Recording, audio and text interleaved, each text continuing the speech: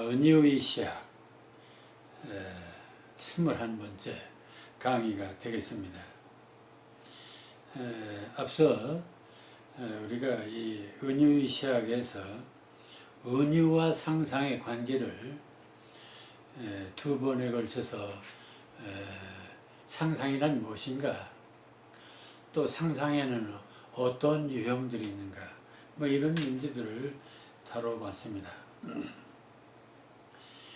자, 이 시간 세 번째는 이 상상력의 역사적 이해, 상상이라는 것이 역사적으로 어떻게 인식되고 이해되어 왔는가, 이 부분을 살펴볼 생각입니다. 우리가 상상이 뭐냐, 또 상상력이 무엇이냐를 이해하는데 대단히 역사적으로 살펴보는 것도 도움이 되리라고 생각을 합니다. 이 상상력의 역사는 크게 세 가지로 역시 또 나눠서 볼 수가 있습니다. 그 첫째는 고전주의 시대에는 상상력을 어떻게 생각했는가. 여러분들 고전주의란 말을 할 때 고전주의가 뭡니까?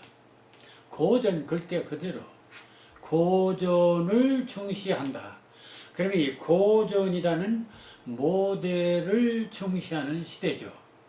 그러니까 어떤 고전이라고 하는 짜놓은 어떤 그 사고 체계랄까, 그 유형 사상을 하나의 모델로 삼고 그 모델에 충실하고자 하는 것이 고전주의라고 볼 수 있습니다. 그럼 이 고전주의의 모델의 핵심은 무엇입니까? 그것은 서양사에서 고전주의 하면은 플라톤이나 아리스토텔레스가 설치해 놓은 어떤 사상 체계다, 이렇게 볼 수가 있죠. 그럼 그 플라톤이나 아리스토텔레스, 동양에서도 공맹 사상이 있습니다. 어떤 유교적인 사상 체계가 있죠. 근데 이 서양이나 동양이나 이 공통된 하나의 체계가 있습니다. 사상 체계는 뭐냐면은 그들은 어떤 그 보편적 가치, 어떤 보편적 정의, 보편적 진실을 내세우면서 이것이 바로 진실이고 정의다라고 하는 입장입니다. 자, 그리고 그러한 입장이 나오게 되는 배경에는, 논리에는, 어디까지나 이것은 이성적인 사유에 의해서, 그래서 판단된 가장 이상적인 그런 그 사유체계다라고 보는 것입니다. 그것이 바로 플라톤의 사상이기도 하죠. 그래서 플라톤은 그 철저한 이성적 판단에 의해서 어떤 지적인 어떤 그 탐구에 의해서 파악된 어떤 가치의 세계인데, 그 세계는 이 현실, 이 현상 속에는 있지를 않고, 현상은 부조리하고 불완전하고 일시적이고 가변적이고, 따라서 현실 너머에 보다 더 이상적인 어떤 세계, 그걸 바로 이데아라고 했고, 그 세계에 본질이 있고 진실이 있다. 자, 세상의 소나무를 봐라. 하나도 같은 것이 없지 않냐. 그러나 그 위에는 가장 이상적인 보편적인 이데아의 소나무가 있을 것이다. 따라서 우리는 그 보편적인 이데아의 소나무, 그 세계를 추구하는 것이 가장 이상적인 것이고 그걸 따라야 된다고 보는 것입니다. 이게 바로 고전주의입니다. 자, 그러니까 그 세계에는 아주 질서가 있고, 또 하나의 그 최고의 그 가치이고 영원 불변한 어떤 것일 것이다 라고 하는 그런 생각을 가지니까 겉으로 보기에는 대단히 타당성 있는 것 같이 보입니다. 그럴 수만 있다면 참 좋은 일이죠. 그러니까 참 진리, 참 정의, 그런 어떤 보편적인 어떤 가치를 실현할 수만 있다면 얼마나 좋겠습니까? 자, 그래서 이런 그 고전주의 시대에는 상상이라고 하는 게 뭐냐? 이 상상은 주로 시인, 예술가들, 화가들 뭐 이런 사람들이 사용하는 건데 이것은 바로 현실을 그대로 복사하거나 그렇지도 못한 것들이 많다. 그래서 이데아가 참 세계인데 그것을 복사한 현실, 그 현실을 또 복사하는, 그러니까 진리에서 2단계 멀어진 것들이 바로 예술의 세계다. 그리고 이런 그 현상을 복사하는 행위를 상상이라고 봤습니다. 그러니까 그것은 대단히 이들의 사유 체계에서는 대단히 그 경멸의 대상, 어떤 이렇게 천밥의 대상으로 이렇게 취급을 하게 됩니다. 그래서 이게 어떤 상상적 사고로 표현하는 모든 예술이라든지 미술 뭐 이런 문학이라든지 시라든지 이런 것들을 아주 이렇게 우습게 생각을 했던 것입니다.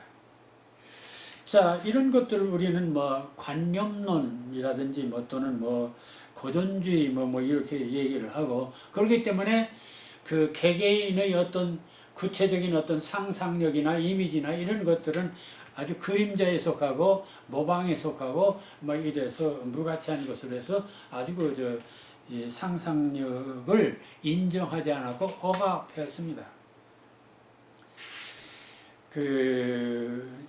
여기서 우리는 하나 중요한 문제를 생각합니다. 그것은 바로 그동안 이 서구 사회를 지배해온 이 플라톤의 이 관념적 이데아론, 그것을 어떤 진리의 길이라고 맹신하는 그런 문제입니다. 현신화 현상은 이데아의 그림자, 즉 이미지라는데 늘 우리는 자괴감을 느끼는 것이죠. 그리고 절대 진리, 절대 정의를 내세우는 그들의 논리에 늘 박수를 보내고 거기 앞에 무력했던 것이 역사적으로 사실입니다. 자, 그러나 이것은 그래서 이제 이런 걸 우리는 이데올로기, 플라톤적인 이데올로기라고 말합니다. 이 이데올로기는 이렇게 해서 그 말은 좋아요. 아주 보편적인 진리, 보편적인 가치, 이상적이고 본질이고 뭐 이런 얘기를 하니까 좋기는 한데 이건 다 현실 저편에 있는 것이고, 그래서 이 현실을 아주 죄악시하는, 무시하는 이런 것이 되고, 상상력도 현실적인 사고라는 데서 아주 무시하는 이런 것이었던 것입니다. 자, 그런데 우리가 여기서 이제 생각을 물론 이제 그러기 때문에 2000년, 거의 2000년 고전주의가 지배하던 2000년의 역사 속에서 솔직히 이 상상력은 맥을 못 추고 근대 낭만주의가 올 때까지 그랬습니다. 그런데 우리는 이 고전주의를 이 시점에서 이런 보편주의, 이념주의에 대해서 다시 우리는 생각해야만 냉정히 생각해야 됩니다. 왜냐하면은 도대체 현실 넘어 눈에 보이지 않는 이데아의 세계에 진리가 있고 본질이 있다는 생각, 그런 사고가 과연 이성적 합리적 사고인가 하는 것입니다. 앞서 이 상상의 사전적인 의미에서도 이런 말을 했습니다. 아직 일어나지 않은 일이나 존재하지 않은 대상을 머릿속으로 그려보는 것이라고 했습니다. 상상의 본질이 뭐냐? 상상의 참뜻이 뭐냐면 상상도 상상을 아직 일어나지 않은 일이나 존재하지 않은 대상을 머릿속으로 그려보는 것이라 했습니다. 그렇다면 현실에 부재한 이데아를 추구하는 이 이데아주의, 아이디얼리즘, 이 아이디얼리즘이야말로 이성적 사고가 아니라 상상적 사고가 아니냐. 그렇지 않습니까? 아니 이성적 사고라고 하는 이데아주의야말로 이상주의, 이념주의 또는 관념주의야말로 현실에 부재한, 그렇습니까? 그 상상이라고 하는 것이 아직 일어나지 않은 일이나 존재하지 않은, 현실에는 존재하지 않은 대상, 그런 것을 머릿속에 그려보는 것이 상상이라고 한다면, 아니 이데아를 추구하는 이데아주의도 따지고 보면은 상상이 아니야, 그런 얘기입니다. 그런데도 이들은 그것은 상상이 아니고 어디까지나 그것은 이성에 의해서 구축된 세계라고 본 것입니다. 자, 그래서 그리고 그것을 이제 그러한 구체적인 행위로서 그들은 철학을 앞세우고 지식을 앞세웠던 것입니다. 그리고 이 상상을 저급한 모방적 행위라고 통렬히 비난하고 무시했던 것이죠. 그런데 여기서 또 하나 중요한 것을 생각해야 됩니다. 이렇게 그러면 플라톤이 추구했던 그 이상적인 이데아의 세계, 그래서 그들은 철인공화국, 공화국이라고 하는 하나의 구체적인 국가를, 이상적인 국가를 생각하면서 국가론을 펼치게 됩니다. 그럼 플라톤이 생각했던 그 소위 보편적이고 본질적이고 이데아의 입장에서 만들어진 그런 그 국가는 어떤 국가였던 건가? 구체적으로 여기에 놀라움이 있습니다. 그러니까 우리는 플라톤의 이상적인 이데아라든지 본질이라든지 뭐 이상적이라든지 또 이성의 어떤 마지막이라든지 이런 어떤 황홀한 그런 그 수사에만 치우쳐 있지, 구체적으로 그러한 이데아를 통해서 구현하고자 했던 그 국가, 그 세계, 소사이어티는 뭐였던가? 그가 국가론이라고 하는 책을 쓰면서 구체적으로 이렇게 말합니다. 이 플라톤이 제시한 이상국가는 첫째로 인간들을, 그러면은 이상적인 나라면은 말이요, 가장 중요한 것이 인권입니다. 인간입니다. 인간 평등이 중요합니다. 그런데 거기서부터 아닙니다. 그 이상적인 국가에는 세 개의 계급이 있습니다. 첫째, 철학자 계급, 그리고 전쟁하는 이런 전사 계급, 농부와 수공업자라고 하는 세 계급이 있었습니다. 동양에서도 산업공상이라는 네 계급이 있었습니다. 이렇게 계급을 나눴어요. 계급을 나눈 걸로 끝나지 않죠. 그 인권이나 그 가치도 다 달랐어요. 자, 더 놀라운 것은 사유재산을 인정하지 않았습니다. 모두가 국가 공유예요. 그리고 또 하나 중요한 것은 국가의 목표가 뭐냐? 그것은 바로 양질의 종족 정식에 있습니다. 그러니까 이것은 마치 생물학적으로는 우생학적인 그런 다윈의 어떤 진화론이라고 하는 것의 우생학의 소위 나치즘이 요구했던 그런 인종 결벽주의, 이런 것이죠. 베타주의. 그렇게 해서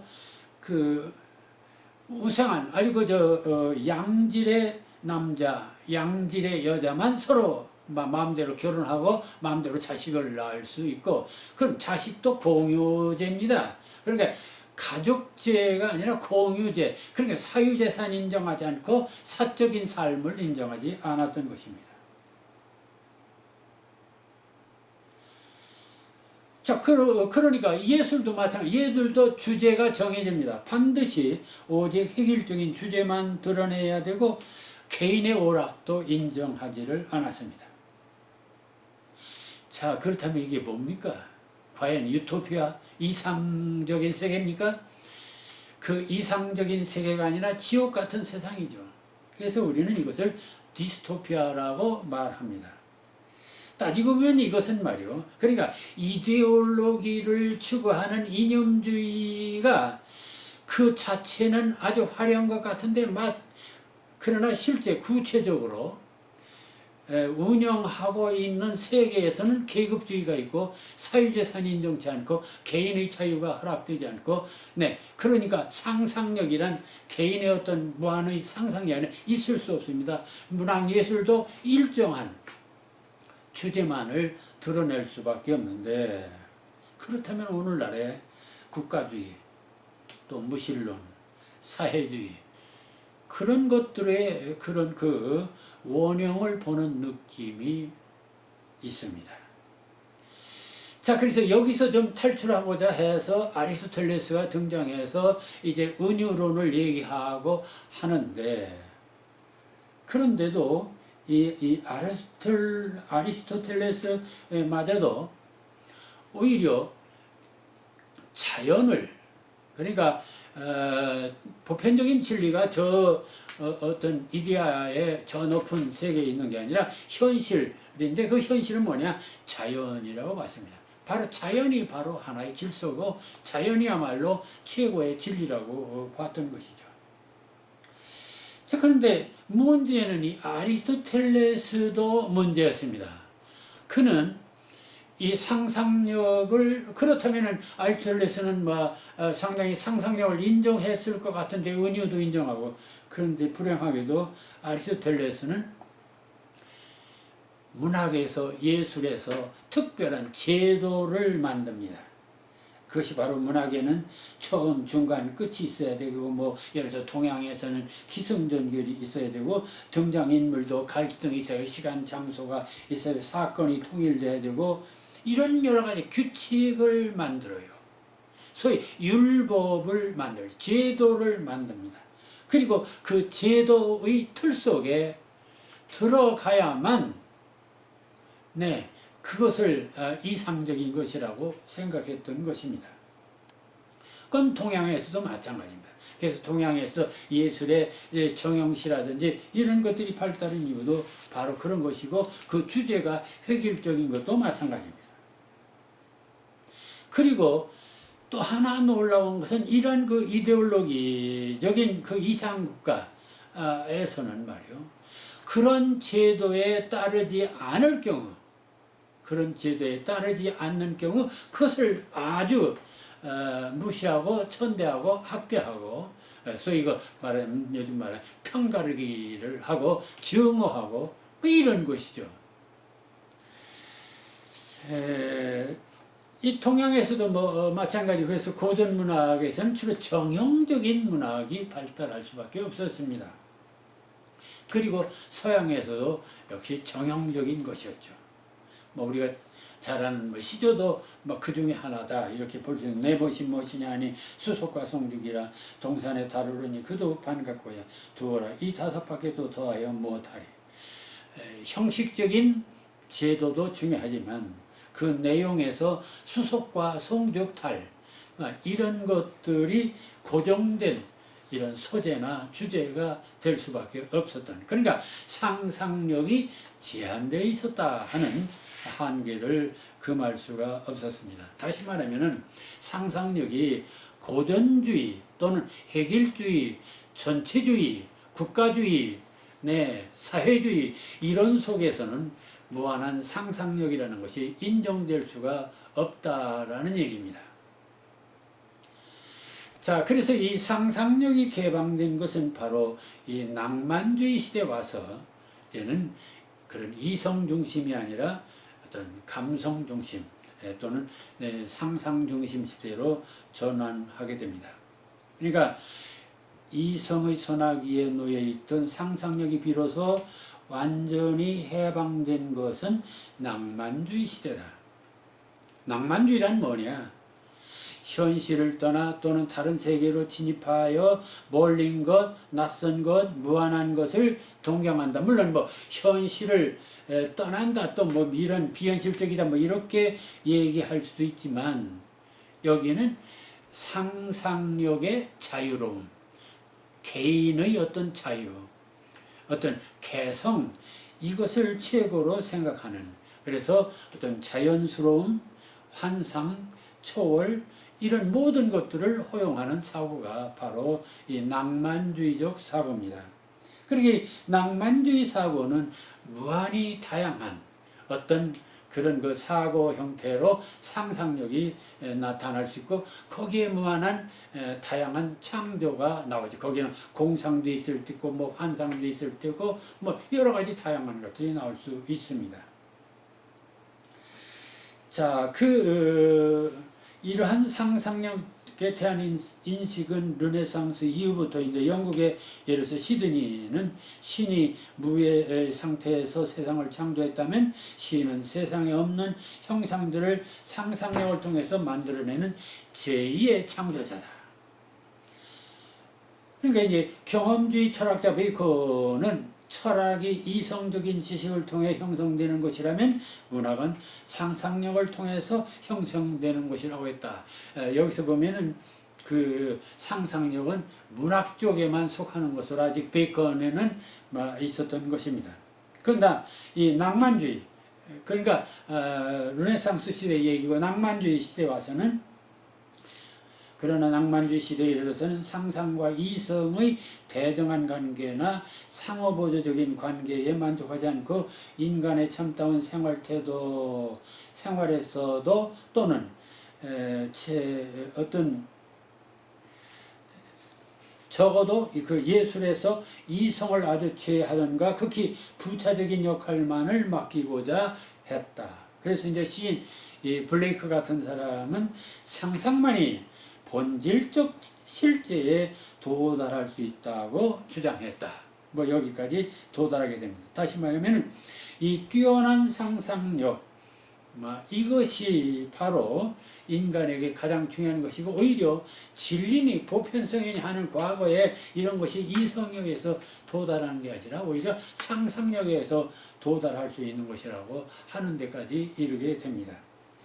여기서 이제 시인 중에 대표적인 것이 워드워드의 그런 강렬한 감정의 자연스러운 그 오버플로, 흘러 넘친 뭐 이런 것인데, 워드워드의 시 가운데 이런 게 있죠. 골짜기와 언덕 위를 하늘 높이 떠도는 구름처럼 외로이 헤매다가 나는 문득 보았네. 수없이 피어난 황금빛 수소나가 한데 올려 호숫가 나무 아래서 산들바람에 한들한들 춤추는 모습, 아주 자연스러운 제멋대로의 모습, 은하에서 반짝이며 빛나는 별들처럼 수소나는 끝없이 지천에 피어있네. 이렇게 자연의 아름다움을 한없이 예찬하는 이 워드워드의 수소나의 모습을 보게 됩니다. 자, 이래서 이성 중심에서 소위 상상으로, 그러니까 고전주의에서는 이성을 중시했다면은 낭만주의에서는 상상을 중심으로 하는, 감성을 중요시하는 그런 걸로 하면서 상상력이 꽃을 피우게 됩니다. 자, 그런데 그럼 21세기 오늘날 이 디지털 혁명 시대, 그럼 이 시대에 오면은 이 상상력을 어떻게 봐야 될 것인가 하는 문제입니다. 자, 고전주의가 이 상상보다 이성에 우위를 두었다면, 그런데 낭만주의는 상상에 우위를 두었습니다. 자, 그런데 또 상상에 우위를 두다 보니까 너무 또 무질서하지 않느냐, 이런 또 있습니다. 그래서 소위 유미주의다, 탐미주의다, 이런 지나친 이런 것들도 나타나기도 했습니다. 그래서 이제 20세기에 들어와서 이제 주지주의 계열이 또 등장하게 되죠. 그래서 T.S. 엘리엇 같은 사람은 너무 지나친 개성, 너무 지나친 상상력, 이것도 조금 자제가 될 필요가 있지 않느냐. 그래서 그가 강조한 것이 소위 절충식, 그러니까 이성과 상상의 절충입니다. 그게 바로 지성과 감성의 등가, 그러니까 상상과 이성의 균형, 조화를 이렇게 강조하기도 했습니다. 그래서 이성과 상상의 융합을 내세우기까지 했습니다. 그래서 상당히 이제 균형이 맞춰져. 그러니까 현대시에 보면은 이제 낭만주의적인 시가 있는가 하면은 이런 주지주의 계열은 상당히 지적이면서도 또 이미지를 중시하는 시가 주지주의 계열, 또는 뭐 이런 근대 이런 주의에 나오는 것이죠. 그러나 또 한편 낭만주의에서는 또 이런 상상력을 강조하고 여기도 이 두 가지의 흐름이 존재하고 있습니다. 자, 그런데 이제 21세기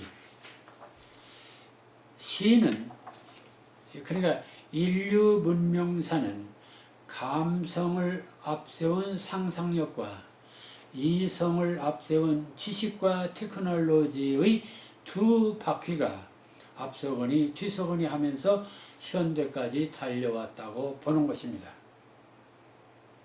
물론 처음에는 어떤 결핍에 대한 욕망 또는 감정이 이 꿈이라는 어떤 상상력을 불러일으켰고, 그 상상력을 또 실현하기 위해서 도구를 발명해서 기술 문명을 만들고 또 지식을 쌓기도 합니다. 그러니까 결국 이 상상력과 이성, 지식과 상상, 이 두 가지는 서로 늘 이렇게 일종의 기량작용을 했다, 이렇게 서로 이렇게 작용을 해왔다고 봐야 되겠습니다.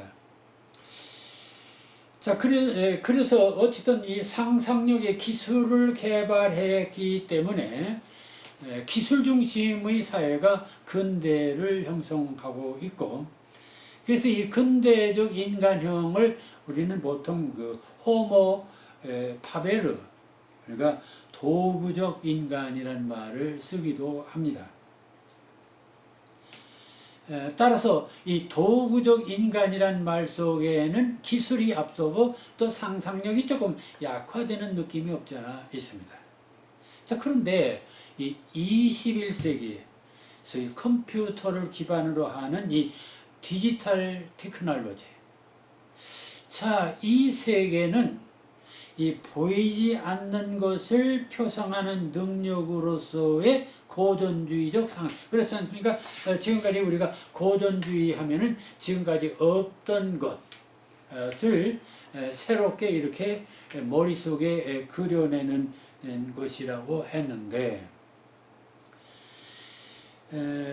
지금에 와서는 그런 고전적인 상상력의 해석보다는 아주 어떤 이질적인 것들을 꿰어 맞추는 능력으로서의 상상력.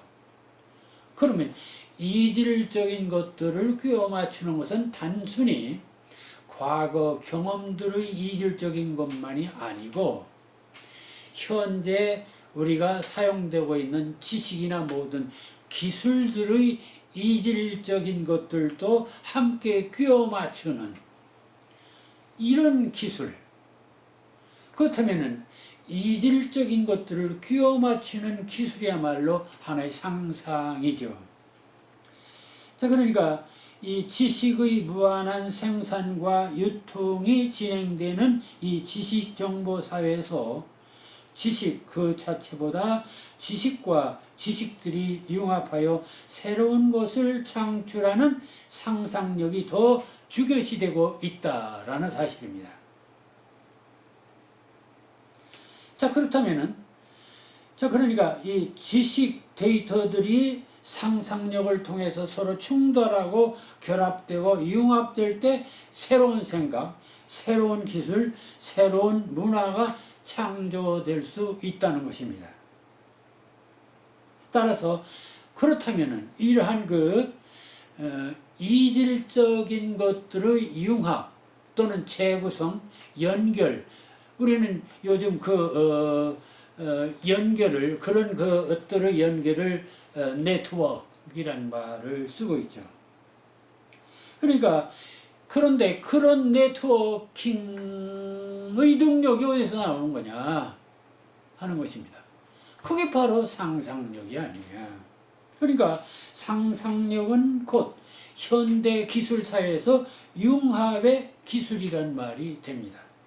아니, 상상력은 네트워크의 능력이 됩니다. 아니, 상상력은 모든 것을 개방하고 공유하는 이 플랫폼을 확장해가는 능력이 되기도 합니다. 때문에 상상력이 곧 테크놀로지인 새로운 문명 시대를 맞이하게 되었다.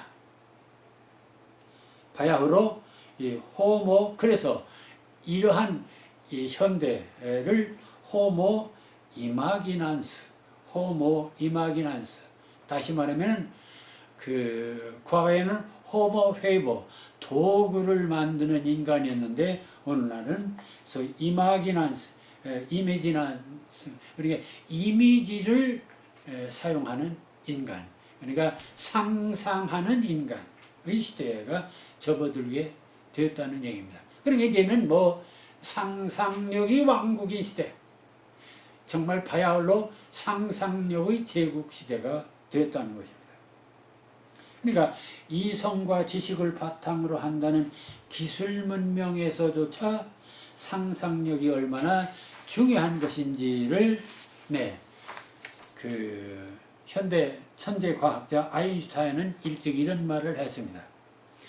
지식보다 더 중요한 것이 상상력이라고 했습니다. 그러니까 more important than knowledge, 무엇이 이미지네이션 뭐 이렇게 말하고 있습니다. 그러니까 이성 중심 시대 대표적인 화두가 데카르트가 말한 나는 생각한다, 고로 나는 존재한다 했습니다. 그것이 기술 과학 시대의 얘기고 고전주의 시대의 얘기입니다.